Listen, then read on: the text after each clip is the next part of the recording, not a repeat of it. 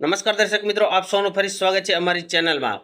ગુજરાતના ખેડૂતો માટે આજે ખૂબ જ સારા સમાચાર સામે આવ્યા છે। પાટણ, બનાસકાંઠા, સાબરકાંઠા અને કચ્છ જિલ્લામાં વરસાદની એન્ટ્રી થઈ રહી છે। લાંબા સમયથી વરસાદની રાહ જોતા લોકો અને ખેડૂતો માટે આ સમાચાર રાહત આપનારા સાબિત થઈ શકે છે।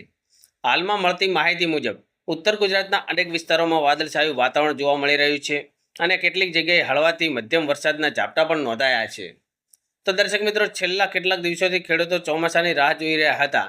ખેતીના કામો અટકાઈ ગયા હતા, પરંતુ હવે વરસાદની શરૂઆત થતાં ખેડૂતોમાં નવી આશા જાગી છે। હવે વાત કરીએ હવામાન નિષ્ણાત અંબાલાલ પટેલની આગાહી વિશે।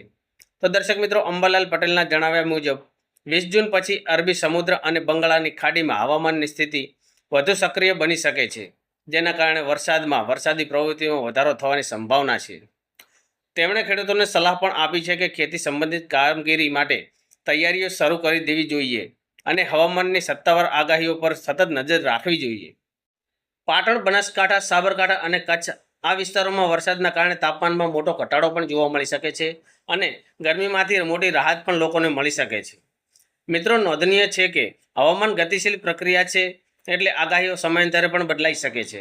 તેથી આઈએમડી અને સ્થાનિક પ્રશાસનની સૂચનાઓનું પાલન કરવું જરૂરી છે। જો આગામી દિવસોમાં વરસાદની તીવ્રતા વધે છે તો ખેડૂતોને આ સિઝન ખૂબ જ લાભદાયી સાબિત થઈ શકે છે। અને દર્શક મિત્રો, આપના વિસ્તારોમાં વરસાદ શરૂ થયો છે કે નહીં, કોમેન્ટમાં જરૂરથી જણાવજો। અને વિડીયો ગમ્યો હોય તો લાઇક કરજો, શેર કરજો અને ચેનલને સબસ્ક્રાઇબ કરવાનું ભૂલતા નહીં મિત્રો। ધન્યવાદ। જય જવાન, જય કિસાન।